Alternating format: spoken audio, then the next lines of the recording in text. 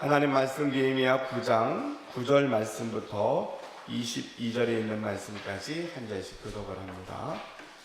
주께서 우리 조상들이 애굽에서 고난 받는 것을 감찰하시며 홍해에서 그들의 부르짖음을 들으시고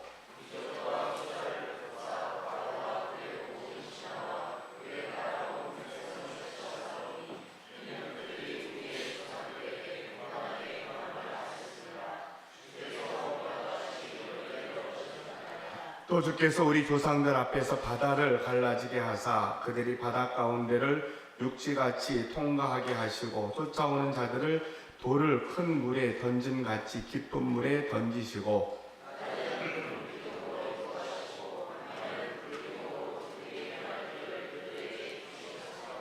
또 시내산에 강림하시고 하늘에서부터 그들과 말씀하사 정직한 규례와 진정한 율법과 선한 율례와 계명을 그들에게 주시고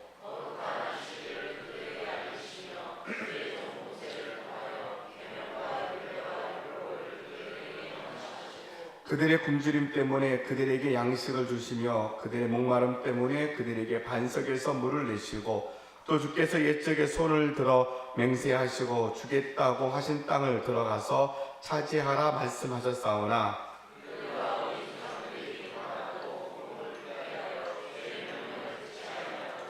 거역하며 주께서 그들 가운데서 행하신 기사를 기억하지 아니하고 목을 굳게 하며 패역하여 스스로 한 우두머리를 세우고 종되었던 땅으로 돌아가고자 하였나이다. 그러나 주께서는 용서하시는 하나님이시라 은혜로우시며 긍휼히 여기시며 덜이 노하시며 인자가 풍부하심으로 그들을 버리지 아니하셨나이다.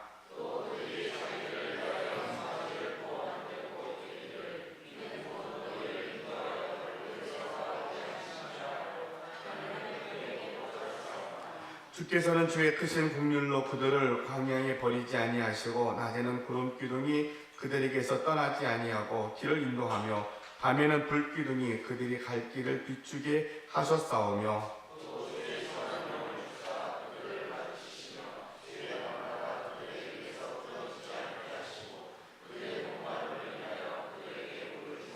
사십 년 동안 들에서 기르시되 부족함이 없게 하심으로 그 옷이 헤어지지 아니하였고 발이 부르트지 아니하였사오며 또 나라들과 족속들을 그들에게 각각 나누어 주시매 그들이 시온의 땅 곧 헤스본 왕의 땅과 바산 왕 옥의 땅을 차지하였나이다.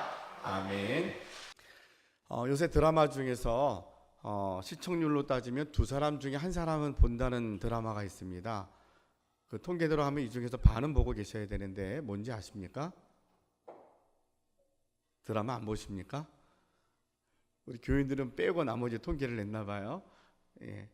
지금 9년 만에 드라마가 시청률 50%가 넘는 드라마가 9년 만에 나왔대요.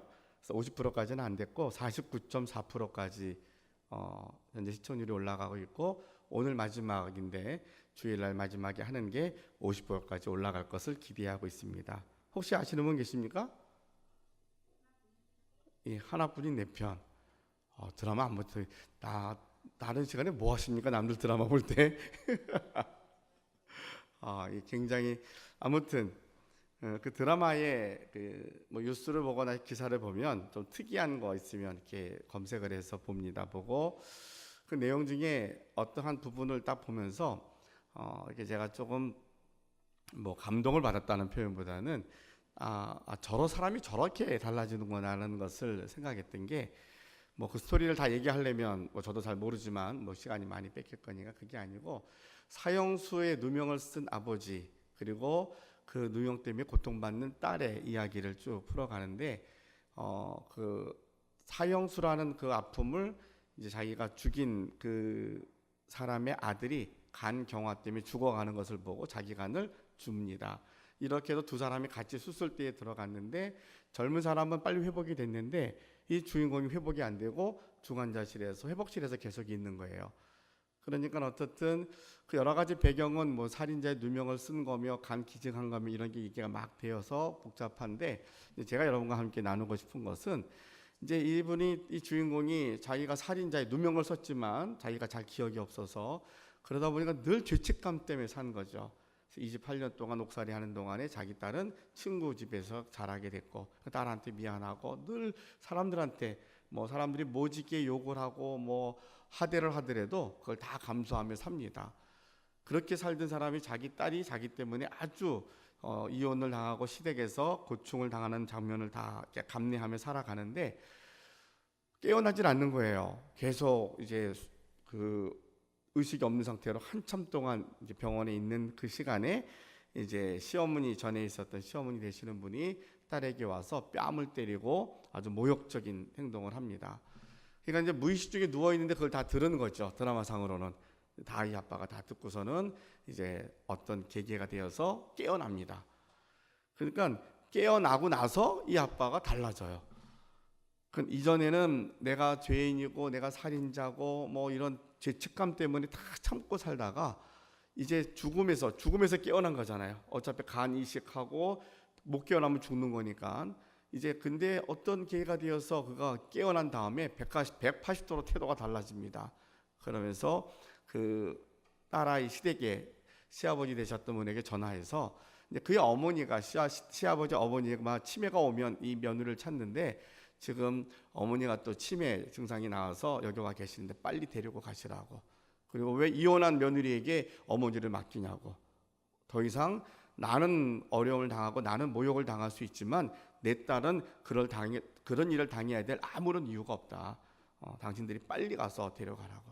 그러면서 그 아내랑 같이 왔으면 좋겠다 그러더라고요. 그래서 전혀 그렇게 태도를 보이신 적이 없던 분이 그러니까 다 당황스러운 거죠. 왜 그럴까 해서 이제 그 아내랑 같이 병문안에 왔는데 거기서 그 얘기를 합니다. 뺨을 때린 얘기하는 거며 다 얘기를 하면서 나는 죄인이지만 내 딸은 그렇게 모욕당할 일이 없습니다. 다시는 그렇게 하지 마십시오. 그리고 다시는 연락하지 말고 이제 우리랑 관계 없는 거니까 그렇게 하지 말라고 아주 단호하게 이야기하고 이제 그 식구들을 보내드립니다. 제가 그걸 보면서 사람이 죽었다 살아나니까 변하는구나. 중환자실에서 그 간 이식 수술하고 완전히 다 죽는 줄 알았으니까 다 포기하고 딸도 너무 힘드니까 아빠 너무 힘들면 그냥 가 이런 대사가 나오거든요. 너무 힘들게 사는 걸 아니까 그냥 가라고. 근데 죽었다가 살아나니까 사람이 달라지는 것 같아요. 이제 작가가 글을 쓴 거긴 하지만 그래서 이제 문득 그렇게 적용을 해봤습니다. 저희들이 지금 오늘이 사순절 두 번째 주일입니다. 교회 절기상으로 지금은 사순절 기간 가운데 있고 저희들이 예수님의 십자가를 묵상하면서 우리가 맨 앞에 있는 문구처럼 내가 죽고 내 안에 그리스도가 산다 그러는데 내가 예수와 함께 죽고자 하는 이유 그것은 변화하기 위한 거예요. 근데 사람들이 죽지 않고 변화되니까 부작용이 많아요. 그래서 우리는 끊임없이 다시 원래로 돌아가는 게 제대로 죽어야 변화가 생기는구나. 우리가 매일 새벽마다 이 기도를 합니다. 매주일마다 기도하고 또 우리 교회 절기를 따라 살면 사순절 기간 동안에는 특별히 집중하여서 자기를 돌아보는 시간들입니다. 여러분 이번 사순절 기간 동안 바쁘고 분주한 일들이 많이 있지만 어떻든 내가 시간을 내어서 내가 십자가 앞에 내 육이 완전히 죽을 수 있는 그래서 그 죽음 이후의 내 삶이 부활하신 예수님과 함께 부활하신 주님의 제자로 살겠다고 하는 결단. 그래서 죽어서 사는 것이고 살아서 사명을 따라 사는 거예요. 그래서 덜 죽으면 사람이 그냥 고만고만해요. 그래도 계속 반복해야 되지만 그런데 우리가 이번 사순절 기간 동안에는 내가 완전히 십자가 앞에 내 육이 죽고 내 본성이 죽고 그리스도와 함께 다시 살아서 그리스도의 형품 그리스도가 사셨던 모습을 따라 주님의 제자로 살아갈 수 있는 저와 여러분이 되시기를 주님의 이름으로 부탁을 드립니다. 느헤미야서의 말씀을 함께 우리 3월달 들어서 살펴보면서 재건이라는 단어를 많이 사용을 합니다. 다시 세운다는 거죠. 그래서 이스라엘 백성들이 포로로 잡혀간 이후에 이제 70년이 지나서 복귀를 했지만 여전히 예루살렘을 중심으로 한 도시는 황폐화되어 있었고 재건이 되지 않았어요. 이 소식을 이제 제국의 술 맡은 관원장이었던 느헤미야가 고향 소식을 듣고 이제 예루살렘으로 올라가게 되죠. 총독의 직무를 맡고 예루살렘을 재건을 합니다. 그래서 예루살렘을 재건하는 이 기록의 사건을 통하여서 우리가 새해가 시작이 되었고 3월에 봄학기를 맞이하면서 우리도 2019년도를 또 우리의 삶을 다시 재건했으면 좋겠다. 다시 부흥했으면 좋겠다, 이런 열망을 가지고 어떻게 느헤미야가 또 어떻게 마태복음을 중심하여서 하나님의 역사가 재건되었는가를 함께 살펴보고 있습니다. 재건의 시작은 기도라고 그랬습니다. 느헤미야 1장을 보게 되면 느헤미야의 기도가 나옵니다. 그의 기도는 습관을 따라 하는 기도였습니다.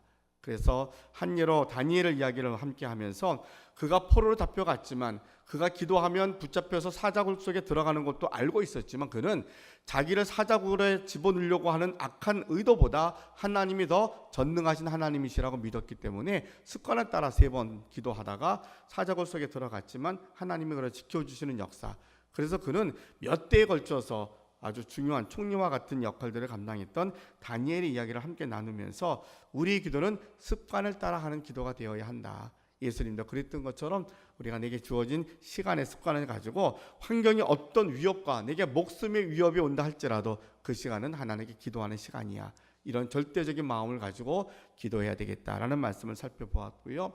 기도는 본질을 향해야 된다. 본질은 뭐냐면 우리의 죄를 고백하는 것이라 그랬어요.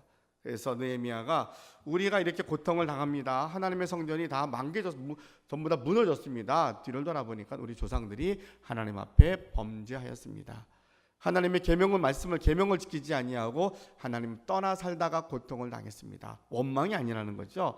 하나님, 당신이 택한 백성들인데 왜 이렇게 어렵습니까? 왜 망했습니까? 이게 아니라 기도하면서 엎드리니까 우리의 죄가 생각이 나고, 이 나라 이 민족을 살펴보면 우리가 수많은 일들을 경험하고 있지만 판단할 수 있고 우리가 비판할 수 있고 편가르긴 할 수 있지만 하나님 앞에 서 있는 우리의 기도는 편가르기가 아닌 우리의 죄를, 또 우리 공동체와 민족의 죄를 회개할 줄 아는 기도의 사람들이 되어야 할 줄로 믿습니다. 개인의 생각, 개인의 토론에서는 내 주장이 있고 내 의견이 있을 수 있어요. 그래서 다양한 토론이 중요하지만 기도하는 자리에서는, 하나님 앞에 갔을 때에는 그 누구라도 원수를 위해서 축복하라 그랬는데, 원수가 굶주리고 목말르면 물 주라 그랬는데 우리가 저 사람 잘못했어요, 벌 주세요, 이건 아니라는 거죠. 그래서 느헤미야 기도를 통해서 우리가 배운 것은 우리가 회개하는 것과 또한 우리를 괴롭게 하는 자를 축복해 주는 것을 배웠습니다. 그러면서 3번째로는 기도의 근거는 하나님의 언약의 약속을 붙잡고 하는 거다. 근거가 있어야죠. 내가 누구에게 부탁을 했는데 나보다 가난한 사람에게 가서 야, 내가 지금 급하게 1,000만 원 필요한데 빌려줄래? 그러면 1,000만 원 못 나오잖아요. 나보다 가난한데, 나보다 능력 없는 사람에게 지금 우리 가족이 불의한 일을 당해서 어디 지금 갔는데 저 어떻게 해결 좀 해달라고 능력이 없는 사람에게 말해봤자 아무런 해결이 나오지 않습니다. 우리의 기도를 들으신 하나님은 어떤 하나님이시냐? 전지전능 하나님이시고 그분이 우리의 기도를 들으시면 응답하시겠다고 약속하신 분입니다. 느헤미야는 이 하나님에 대한 언약을 붙잡고 기도합니다. 하나님 우리에게 이렇게 약속하지 않았습니까? 우리를 지켜주십시오. 마찬가지로 우리의 기도도 예수님이 우리에게 말씀하신 것처럼 이전까지는 너희가 내 이름으로 기도하지 않았지만 앞으로는, 2000년 전에 예수님이 우리에게 앞으로는 내 이름으로 기도해라, 내가 다 이루어 줄 거야. 그게 언약의 약속이거든요. 무엇이든지 예수님의 이름으로 구하는 것마다 이루어 주실 텐데, 그 예수님이 누구시냐면 전능하신 하나님의 아들 하나님이십니다. 예수님이 전능하시기 때문에 우리가 어떤 기도를 해도 이루어 주실 수 있는 거죠. 예수님이 한 게 아니라 인자로서, 사람의 아들로서만 있었다라면 2000년이 지난 우리의 지금 기도를 들어도 응답하지 못하실 거예요. 그러나 예수님은 완전한 사람이시며 완전한 하나님이시기 때문에 우리의 기도를 들으시고 다 이룰 수 있는 능력의 하나님이십니다. 그러면서 예수님의 기도를 통해서 배운 것이, 예수님은 죽은 나사로를 보면서 아버지여 내 기도를 들어주시니 감사합니다 라고 기도했어요. 우린 기도한 후에 받은 줄로 믿고 감사로 기도하자, 이렇게 해서 기도에 대한 것을 설명했어요. 지금 설교를 3번째, 첫 번째 지난주 그전주 했던 것을 또 요약하려니까 말이 되게 빨라요. 여러분들 다 외워서 여러분도 그렇게 했으면 좋겠어요. 기도는 이런 거구나. 느헤미야를 통해서 말씀이, 재건의 기초는 말씀이라 그랬어요. 성경은 부지런히 읽자. 읽는 게 능력이다. 어떤 사람이 읽는다고 해결되겠느냐? 아닙니다. 읽으면 해결됩니다. 저는 지금도 동일하게 그렇게 믿습니다. 성경이 어려운 책이에요. 성경을 문자적으로나 배경학적으로 보게 되면 이게 보통 복잡한 게 아니에요. 역사를 공부해도 2000년 전, 4000년 전 근동의 역사를 비롯해서 아람어, 히브리어, 독일어 번역사를 다 해도 이게 찾기가 어려운 책이에요. 그러니까 번역본과 글에 따라서 다를 수 있는 일들이 너무 많아요. 그러니까 학설도 많고 주장도 굉장히 많아요. 최근에 우리나라의 몇몇 이단이나 이런 데서 성경이 없는 것처럼 얘기하는데 그것만큼 답답한 노릇이 없어요. 이 성경의 역사는 최소한 1000년, 2000년 이상씩은 끊임없는 학자들이 연구한 책들이에요. 이 책을 비롯한 수많은 자료들이 어마어마하게 많아요. 그러니까 그 많은 책들 속에서 우리에게 주어지는 약속은 뭐냐면 성령의 감동으로 기록됐기 때문에 성령 하나님, 내가 읽을 때에 성령 하나님이 내게 깨우쳐 달라고, 성령 하나님 내가 읽다가 내가 누구누구처럼 나도 좀 낫게 해달라고 기도하며 읽으면 그런 역사가 일어나더라니까요. 지금도 일어나고 그런 간증들은 너무 많아요. 인터넷에 요새 예화로 제목 치면 쫙 나오는데 그런 이야기는 너무 많아서 소개할 수가 없을 정도로 많아요. 여러분이 다 찾아봐도 돼요. 지금도 하나님의 말씀은 살아서 움직이는 능력의 말씀이라 우리가 읽기만 해도, 다만 하나 성령의 감동으로 기록된 거니까 성령 하나님 내게 깨우쳐 달라고, 내게 임하여 달라고 기도하면 깨달아지고, 그리고 그게 능력이 우리에게 나타나게 될 겁니다.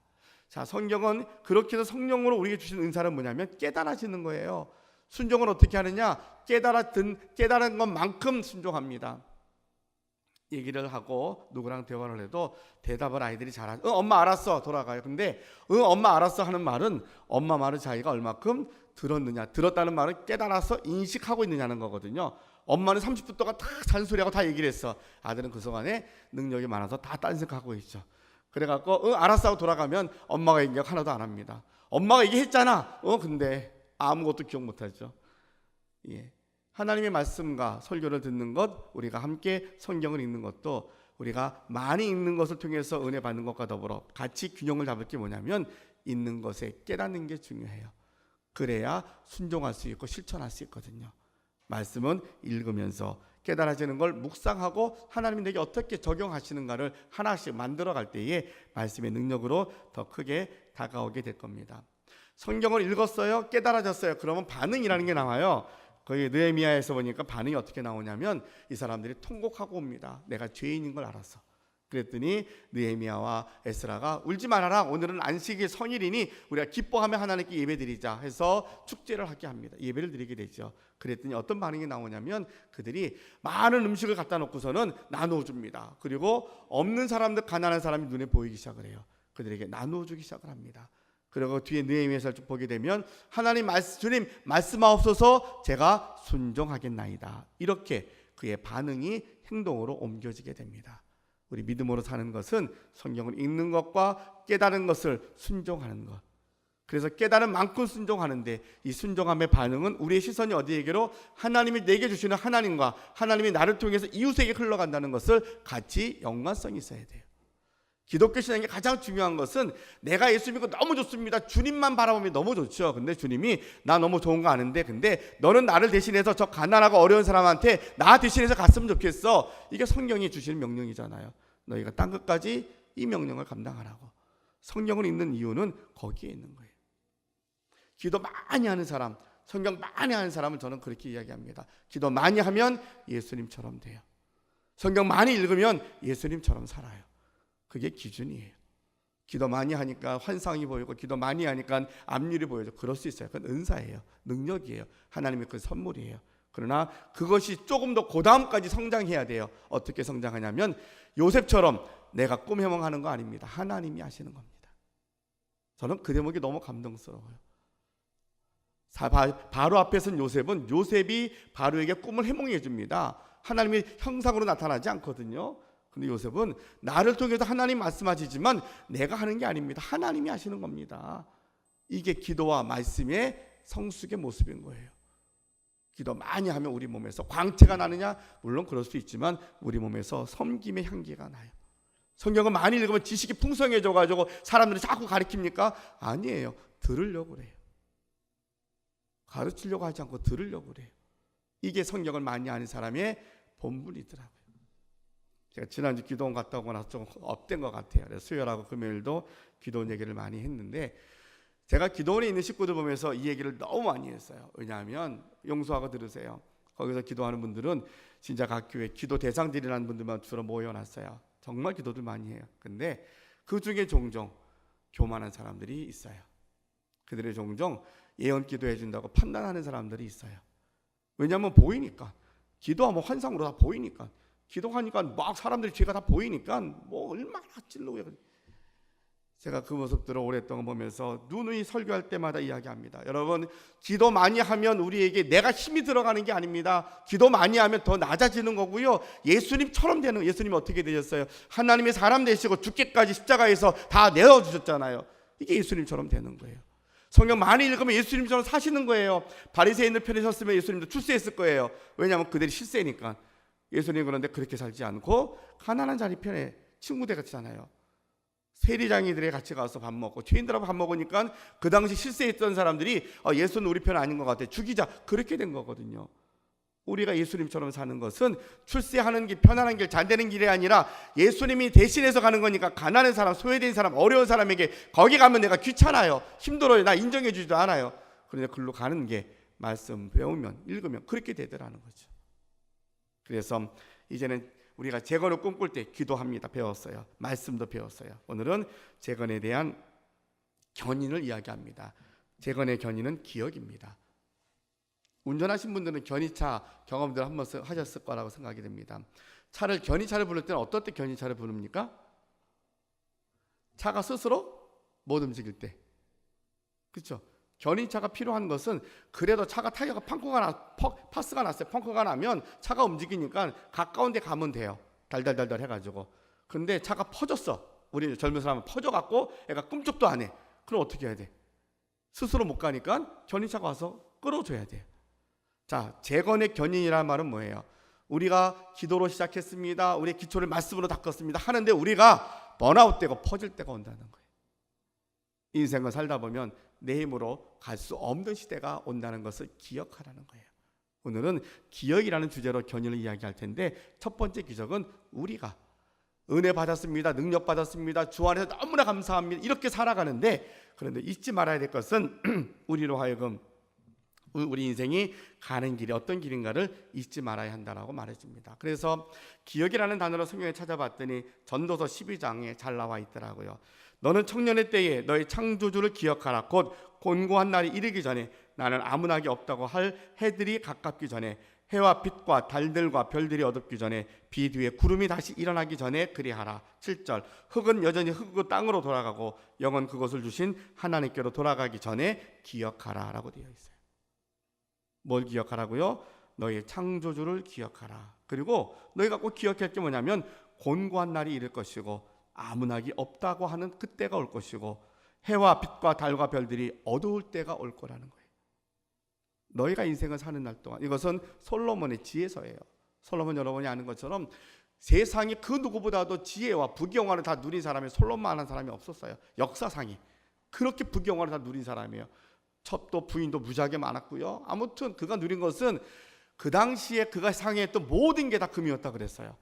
그렇게 부유했어요. 왜냐하면 주변에 근동에 있었던 모든 여왕이나 임금들이 지혜왕 솔로몬 한번 이렇게 얼굴 한번 보는 게 소원이었거든요. 그러니까 금은보화를 다 싸주고 온 거예요. 그냥 솔로몬 한번 보려고. 그러니까 얼마나 많이 창고에 쌓아놨겠어요. 그가 일생을 살고 난 다음에 깨닫는 것이 헛되고 헛되도다. 인생이 다 헛된 거야. 나 살아봤어. 그 얘기인 거예요. 제가 지난번 100세의 우리 철학 교수님 한번 이야기했잖아요. 내가 100세를 살아보니까 어떻더라 인생이.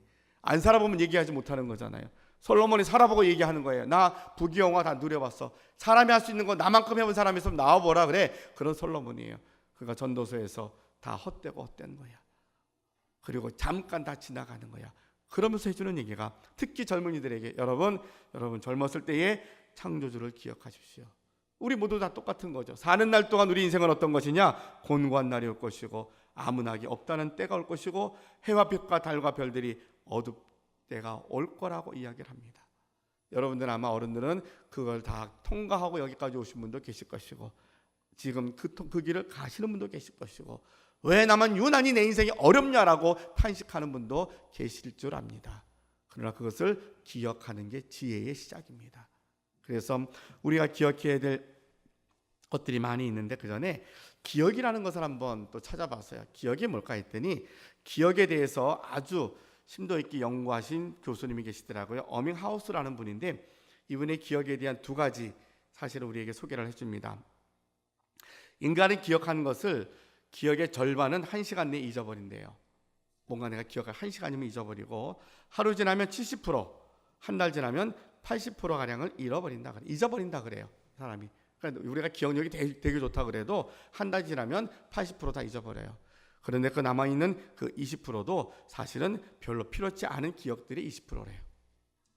우리 기억이 그렇게, 사실은 우리 인간이 굉장히 기억을 잘하고 뭐 대단한 것 같아도 그렇게 기억이 탁월하지 않더라는 거죠. 자, 그런가 하면 또 한 가지 연구 결과가 나온 게 뭐냐면, 그런데 우리의 뇌는 반복해서 자극을 줄 때에 그 기억은 오래 간직하게 된다는 거예요. 그러면 내가 좋은 기억을 어떻게 간직할 수 있을까? 그러면 자꾸 자극을 주라는 거예요. 자꾸 자극을 주면 이 기억이 오래 간다는 거예요. 그래서 이런 말을 써놨더라고요. 기억력이 좋아서 빨리 외운 사람은 빨리 잊어버리고, 기억력이 나빠서 오래 외운 사람은 더 오래 기억한대요. 뭐가 좋은지는 잘 모르겠어요. 아이들 시험 볼 때는 빨리 외우는 게 도움이 돼요. 그죠? 시험 보거나 다 잊어먹더라도. 근데 내가 나는 기억력이 나빠요, 그런 분들은 성경을 오래 외워도 오래 가죠. 금방 안 잊어버리니까. 아마 그런 걸 설명한 것 같아요. 자, 그러면 기억이라는 게 이런 것인데, 우리에게 그러면 기억을, 하나님에 대한 기억을 오래 간직할 수 있으면 어떻게 해야 될까? 이 교수님이 연구한 것처럼 자꾸 반복하여서 자극을 줄 때 그 기억이 오래 간다. 반복하여서 자극을 주는 게 뭐예요? 우리가 예배 드리는 것이고 찬양하는 것이고 기도하는 행위잖아요. 그러니까 우리가 어떻게 보면 매일 우리가 정해진 시간에 기도합니다, 찬양하십시오, 우리가 말씀을 읽어야 됩니다 하는 것은 뭐예요? 하나님에 대한 기억을 자꾸 자극하는 거죠.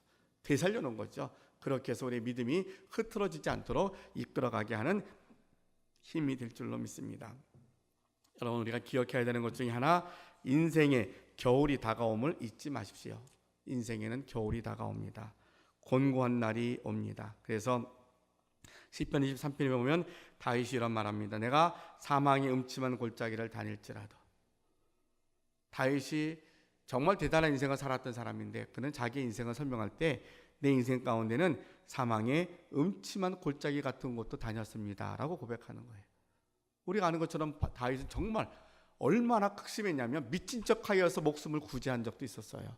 그리고 아들이 구테타에서 궁궐에서 맨발로 도망갈 때도 있었어요. 기가 막힌 일들이, 그렇게 하나님을 동행하면서도 그런 일을 경험했거든요.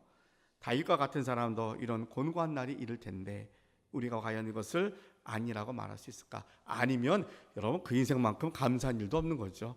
못 느꼈던, 그렇지 않고 살았던 평안하게 사는 것도 은혜입니다. 여러분 삶이 평안하지 말라는 뜻이 아니에요. 평안할 수만 있으면 그것보다 좋은 게 없어요. 조금 다른 얘기지만 믿음의 조상 아브라함과 이삭과 야곱, 요셉 중에 가장 성경의 분량이 작은 사람이 이삭이에요. 스토리가 별로 없어요. 사건이 늘 평안했거든요. 한번 성경 다시 보세요. 이삭은 참 편안했어요. 자, 그렇게 보면 오늘 성경에 말하고 있는 것은 우리에게 당연히 우리에게 곤고한 날이 온다는 게 100%냐? 그건 아닐 겁니다. 그렇지만 대부분의 인생은 다 곤고한 날이 올 수 있음을 기억하고 살아야 곤고한 날이 왔을 때 이길 수 있다는 거죠.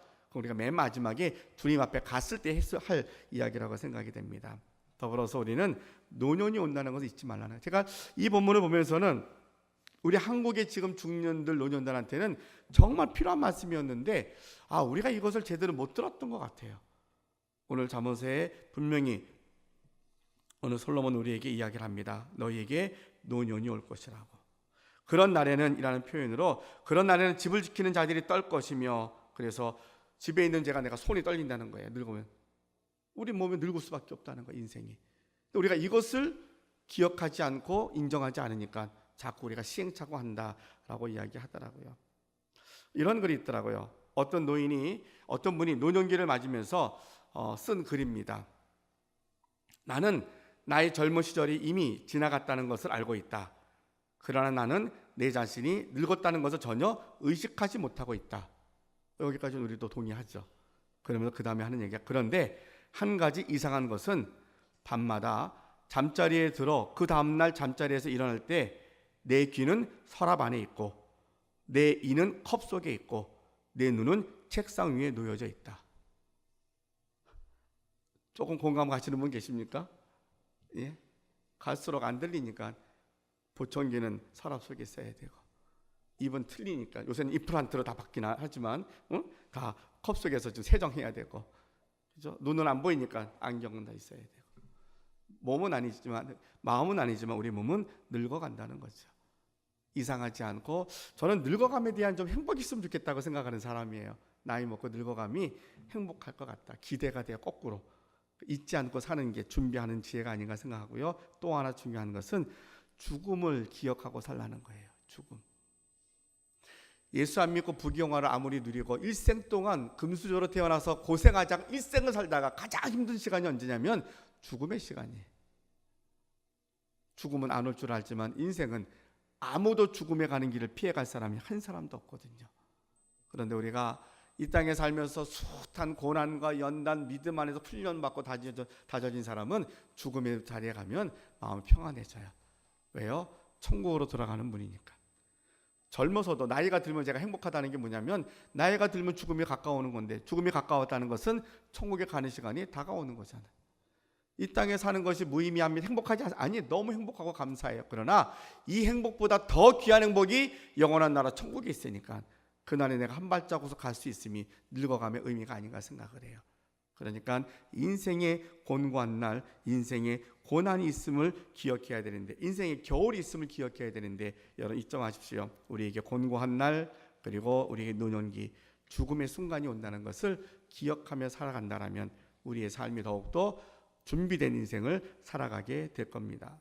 자, 그러면서 청년들에게 말합니다. 우리 모두에게 말합니다. 너는 창조주를 기억하라. 왜 그런가 했더니 사실 우리가 인생의 겨울만 기억하고 산다면 우리에는 절망과 더욱 깊어지고 말 겁니다. 그렇지 않겠어요? 걱정이 쌓이잖아요. 우리가 공고한 날이 온다는데 걱정이 생기잖아요. 우리가 앞으로 살아가는 날 동안 뭐 선한 게 있을까? 이런 좀 막막한 염려 이런 게 생긴다는 거죠. 어차피 늙어감에 대한 게 자연스러운 거라는데 그러면 옆에 계신 분들이 맨날 병원만 가고 힘들다 그러고 앉아만 있으면 왜 사는지 몰라 이렇게만 얘기하는데 또 죽음에 대해서 우리 모두가 다 자유로울 수 없는데 만약에 그것만 기억한다면 우리는 더 깊은 절망에 빠질 겁니다. 우리가 혼자서 곤고한 날을 맞는다면 준비 없이 노년을 맞는다면 믿음 없이 죽음의 순간을 맞는다면 어떻게 할까? 이 절망이 강물처럼 엄습해 올 때 우리가 감당할 수 없을 겁니다. 자, 그런데 우리가 그 다음 하나님을 기억하면 그날을 맞이하면 계속 평안을 누리게 될 것이고 오히려 감사하며 그날을 보낼 수 있을 겁니다. 그날 속에서 우리는 도리어 놀라운 기적을 경험하고 찬양과 기쁨의 날들을 누리게 될 겁니다. 그래서 우리가 하나님을 기억하는 겁니다. 자, 우리 하나님을 기억한다는 것은 무슨 의미일까 생각을 해보는데 하나님이 뭘 기억하실까라는 생각을 해봅니다. 먼저 우리가 하나님을 기억하는 것과 하나님이 우리를 기억하는 것 예를 들어서 설명을 해볼게요. 한나의 이야기 여러분 잘 아시죠? 아들이 없어가지고 기도했던 한나의 여인의 이야기. 사무엘상 1장 19절에 보면 여호와께서 그를 생각하신지라라고 되어 있어요. 그가 기도하니까 하나님께서 그 여인의 기도를 내가 그를 한나를 생각하신지라라고 되어 있는데 이 본문을 다른 본문 원어로 보니까 어떻게 되어 있냐면 하나님께서 그녀 곧 한나를 기억하셨다라고 되어 있어요. 하나님께서 한나를 생각하신 게 아니라 한나를 기억하신 거예요. 그러면 한나에 대해서 하나님이 뭘 기억하셨을까? 한나라는 이름만 기억하셨을까? 그게 아니죠. 한나가 왜 저렇게 대낮부터 술 먹은 것처럼 그렇게 간절하게 기도하고 있는 이유를 알고 계실 거 아니에요. 기억하실 거 아니에요. 하나님이 한나를 기억하는 것은 한나가 하나님 향하여서 부르짖는 그의 삶의 자리, 그의 고통과 그들의 삶의 모든 환경들을 이미 알고 계시다라는 것이 하나님이 기억됨의 내용이라는 거죠. 그렇게 우리가 한나의 비유를 하나님이 한나를 기억하신 걸로 이해를 한다면 우리가 하나님을 기억한다는 것은 무엇일까? 그것은 하나님의 이름만 기억하는 것이 아니라 하나님이 우리에게 어떻게 행하셨는지를 하나님이 우리에게 어떻게 간섭하셨고 역사 가운데 어떻게 하셨는가를 함께 우리가 기억하고 상기하고 마음에 품는 것 이것이 기억의 내용 안에 들어간다는 거죠. 그러니까 성경을 읽고 기도하고 말씀으로 매일같이 나아가며 예배하는 모든 행위의 종합체는 뭐냐면 하나님을 기억하는 것인데 그 기억 속에서는 하나님이 행하신 모든 일들이 포함되어져 있다라고 말합니다. 그래서 우리가 하나님을 기억하되 놓치지 말아야 될 또 하나 중요한 게 있다면 인생의 겨울이 들어닥치기 전에 기억하는 때를 놓치면 안 된다 하는 것도 우리가 먼저 생각해 둘 수 있어야 됩니다. 자, 시간이 많이 갔지만 우리 본문으로 들어와서 그러면 느헤미야가 기억했던 하나님은 어떤 하나님이었을까? 느헤미야는 오늘 이스라엘을 재건을 하면서 기도로 시작하였고 말씀으로 기초를 쌓았어요. 하다 보니까 처지는 거예요. 하다 보니까 견인에 대한 동력이 필요한 거예요. 이런 시점이 온 거죠. 그러니까 이 시점에서 그는 하나님을 기억하게 합니다. 우리 하나님은 어떤 하나님이신 아니냐? 9장 1절부터 쭉 말씀이 이제 기억되어져서 우리에게 소개되어집니다. 그래서 그 하나님은 창조주 하나님이시면서 7절에 보니까 주는 하나님 여호와시라 옛적에 아브라함을 택하시고 갈대아 우리에서 인도하여 내시고 라고 되어 있어요. 그러니까 창조주 하나님, 우리 믿음의 조상 아브라함을 불러서 그에게 약속하신 하나님이시라고 설명을 합니다. 그러면서 오늘 읽었던 본문의 말씀을 중간을 읽은 이유는 뭐냐면, 특별히 기억해야 될 것이 뭐냐면, 하나님이 언약하신 대로 애굽에서 200만이 넘어서 그를 출애굽하셨는데, 출애굽 사건을 통해서 너희가 기억해야 될 것이 있다. 하나님은 그들의 부르짖음에 응답하심으로 그들을 출애굽하게 하셨다. 그리고 출애굽하는 과정에서 이스라엘 백성들이 하나님을 원망합니다. 우리 도리어 애굽으로 가게 해주자. 그렇게 원망했어도 하나님 그들을 벌하지 않고 인내하시고 그들을 끝까지 약속의 땅 가나안 땅으로 들어가게 하셨다. 그러면서 하시는 말씀이 40년 동안 그들이 광야에 있었는데 그들은 신발도 떨어지지 않고 옷도 헤어지지 않고, 그들이 배고파하면 만나와 메추라기를, 목말라하면 바위를 쳐서라도 생수를 내신 분이 하나님이시다. 이 하나님을 너희가 기억해야 된다. 지금도 우리가 포로로 잡혀갔다가 이제 겨우 돌아와서 재건하고 있는데 조금 내 힘으로 하려니까 힘들잖아요. 좌절하고 넘어지잖아요. 여러분, 믿음으로 사는데 일괄되게 쫙 믿음으로 사는 것만큼 은혜가 없어요. 이러려면 정말로 사도 바울처럼 매일 내가 나를 쳐 복종을 싣고 죽지 않으면 이게 어려워요. 목사들도 어렵고요. 목사인 저도 용서하는 거 잘 안 되고 어떨 때는 막 별생각 많이 들고 막 그래요. 그러니까 일상적으로 생활하신 여러분들에게는 그게 얼마나 많은 문제가 같이 섞여져 있겠어요. 이런 속에서 우리가 그러면 어떻게 일괄되게 믿음으로 살 수 있겠느냐? 우리는 늘 이렇게 시소뛰듯이 우리가 이런 인생을 살지만 이것을 뛰어넘을 수 있는 방법을 기억하면 되는데, 그것은 바로 하나님을 기억하는 것인데, 이 하나님은 창조주 하나님과 더불어서 출애굽 사건에 함께 하셨던 그 하나님, 오늘 저와 함께 여러분들은 이 하나님을 의지했으면 좋겠어요. 우리 하나님은 사망에서 사는데, 우리가 광야에서 사는 우리 인생을 광야와 같다 그러거든요. 광야와 같은 인생길을 사는데 이 인생길 동안 하나님은 그 뜨거운 낮에는 구름 기둥으로, 추운 밤에는 불 기둥으로 이스라엘 백성들을 보호하십니다. 여러분의 인생길이 광야와 같은 인생길을 살지만 여기까지 인도하셨던 에베네셀의 하나님이 앞으로도 우리에게 구름 기둥과 불 기둥으로 지켜주실 줄로 믿습니다. 우리가 주를 위해서만 맨날 헌신하고 다 쏟아보면 아무것도 안 나는 것 같지만, 근데 40년 동안 이스라엘 백성이 농사 짓지 않았어요. 양도 치지 않았어요. 아무것도 한 거 없어요. 사막이라 물도 없어요. 가는 데마다 목말라 바위를 쳐서라도 물을 내주시고요. 배고프다 그러니까 만나 주시고요. 고기 먹고 싶다니까 메추라기 주시고요. 입히시고 먹이셔서 그들이 1, 2년도 아니고 40년 동안 200만이 넘는 사람들이 그 광야를 행진을 합니다. 더 놀라운 것은 주변에 많은 사람들이 소문을 듣는데 그 그룹을 건드리지 않습니다. 하나님이 그들을 지키시기 때문에. 이 시대를 살면서 우리가 이 하나님이 2019년을 살아가는, 2019년에 다시 한번 재건을 소망하는 우리에게도 우리 하나님이 이런 하나님이시구나 하는 것을 여러분이 다시 한번 발견하고 그 하나님을 기억하실 수 있기를 바랍니다. 하나만 더 덧붙이면, 나의 하나님은 어떤 하나님이신가? 나의 하나님은, 여러분의 하나님은 어떤 하나님이십니까? 나의 하나님은 생각만 해도 이루어 주시는 하나님이시더라고요. 내가 생각만 해도, 내가 꿈만 꾸어도, 내가 바랄 수 없는 중에 바라만 보아도 하나님이 이루게 하시더라고요. 내가 하려고 하지 않고 하나님이 하시겠다고 하면 하나님 우리를 들어서 지금도 그렇게 갈 수 있도록 수많은 혼란과 역경과 어려움을 막아주시고 우리를 들어서 하나님의 선한 일꾼으로 세워주실 줄로 믿습니다. 이제 말씀을 마무리합니다.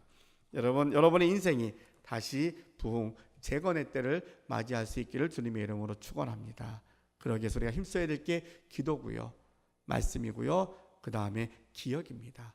이 세 단어 속에서 우리가 한 시간 동안 들었던 말씀들이 내게 어떤 말씀이 남아있는가 생각하고 여러분의 삶이 기대되어지고, 세상이 다 염려와 근심으로 가득 찼지만 우리는 하나님을 기억하고 신뢰하기에 여러분의 인생이 기대되어지고 믿음으로 승리할 수 있는, 그래서 거룩한 도구로 쓰임받기에 부족하지 않는 우리 모두가 되시기를 주님의 이름으로 축원합니다. 기도하겠습니다.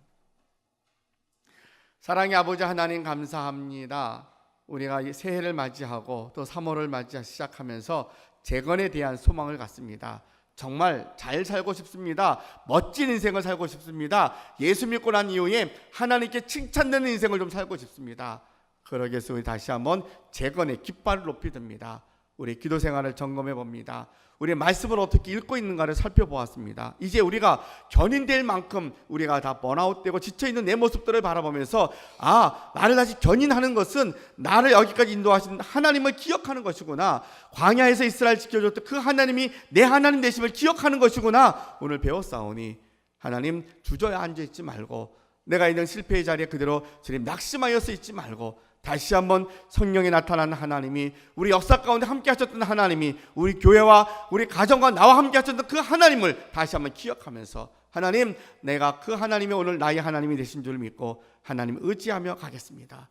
내가 하는 것이 아니라 하나님이 하신 줄로 믿고 가겠습니다. 세상 사람들은 말도 안 되는 것을 기대한다고 그러지만 하나님이 하시면 무에서 유를 창조하신 것처럼 지금도 역사하실 것입니다. 내가 하나님의 능력을 의지하고 갑니다. 선포하며 나가게 하시고, 우리 믿음의 선포를 통하여서 각자의 삶이 행복하고 기쁘며 어떤 상황이 있더라도 주님을 찬양할 수 있는 저희들이 되게 하여 주시옵소서. 예수님의 이름으로 기도하옵나이다. 아멘.